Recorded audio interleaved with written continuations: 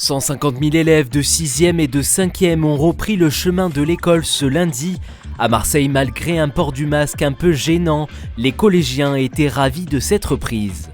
Les amateurs de vélo l'attendaient depuis longtemps et elle est enfin prête. Nous avons testé la piste cyclable qui relie la place Castellane au rond-point du Prado. Et enfin, il est entrepreneur et il a pour projet d'installer dans ce local arlésien une chaîne de fabrication de masques chirurgicaux. Bonjour, tu vas bien? Oui. Avant de passer le portail du collège ce matin à Marseille, il fallait obligatoirement enfiler son masque, mais aussi tenir ses distances avec ses camarades et prendre quelques minutes pour s'imprégner des nouvelles règles. Porter le masque pour mieux nous protéger, protégeons-nous les uns les autres. Mais pour les 6e et 5e du cours Bastide dans le 6e arrondissement, pas de grandes inquiétudes, si ce n'est un masque qu'il va falloir apprendre à garder toute la journée. Le masque, c'est plutôt compliqué parce que respirer dedans, moi j'ai pas trop l'habitude. Il faut garder 100 mètres de distance et du coup après c'est facile, il faut se laver les mains et voilà. Ça va être plus compliqué que d'habitude, mais ça va être bien. Pas d'inquiétude non plus du côté des parents présents pour accompagner ces jeunes dans cette rentrée un peu particulière. Je suis médecin, ma femme aussi, donc on était dans l'obligation de retravailler. Heureusement que l'école ouvre dans des bonnes conditions de sécurité. Je suis content qu'elle rentre à l'école, qu'elle se remette dans le rythme. En ce qui concerne le Covid, non, pas d'appréhension. Prochaine étape pour ces collégiens, l'entrée en classe, qui se précède d'un premier lavage des mains. Normalement, ils sont censés avoir leur petit gel hydroalcoolique sur eux. S'ils ne l'ont pas, il y a un lavage des mains obligatoire et qui sera répété tout au long de la journée, naturellement. Puis direction l'une des 4 salles de classe réparties sur 2 étages. L'entrée ne se fait plus en rang 2 par 2, mais en file indienne éloignée d'1 mètre. Donc là, on a fait en sorte d'installer les bureaux afin que chaque élève soit seul à son bureau. Ensuite, qu'il y ait une distance de sécurité respectée. Chaque table a l'identité d'un élève.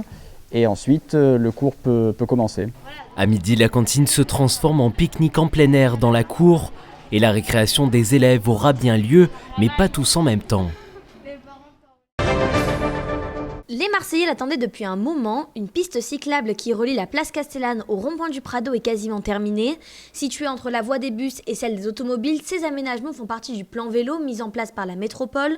Un plan qui vise à réduire l'utilisation des transports en commun ou de la voiture. Les usagers marseillais semblent déjà avoir pris l'habitude de cette piste cyclable, même si quelques scooters n'hésitent pas à l'emprunter.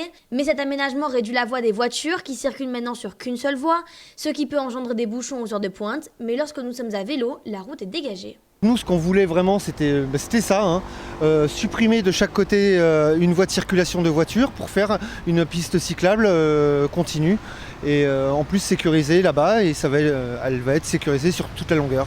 C'est agréable si on ne fait pas attention aux scooters et aux motos qui l'empruntent avec nous.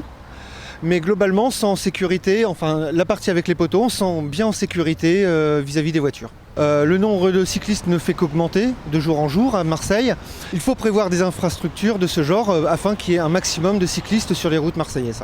Les travaux se poursuivent afin de délimiter avec des plots jaunes la voie des automobilistes et celle des cyclistes pour plus de sécurité. Et dans les jours à venir, une autre piste cyclable devrait voir le jour sur la Canebière.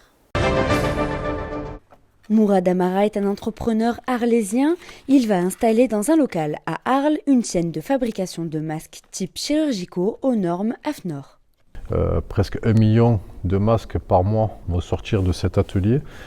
D'ici à peu près une semaine, toute une ligne de production va être installée ici directement dans notre établissement et va pouvoir fournir les masques à toute la population sud de la France et même voire ailleurs. Sous forme d'industrie du masque. C'est un projet qui a été élaboré depuis un mois en partenariat et un gros soutien de la région sud, entre région sud et Protecto. Nous sommes fiers de pouvoir accueillir cette production ici sur Arles. Et cette industrialisation du masque va permettre de créer des emplois, va permettre de fournir tous ces masques, parce que c'est un gros besoin en ce moment, et de ne plus être tributaire et dépendant des pays étrangers sur ce produit-là. Nous allons mettre en place aussi un accès direct aux particuliers qui pourront acquérir des masques à prix d'usine, donc entre 50 et 60 centimes le masque. La production devrait démarrer d'ici 7 à 10 jours. Ce mardi, le temps sera plutôt instable en Provence avec des orages à l'est et un beau soleil à l'ouest.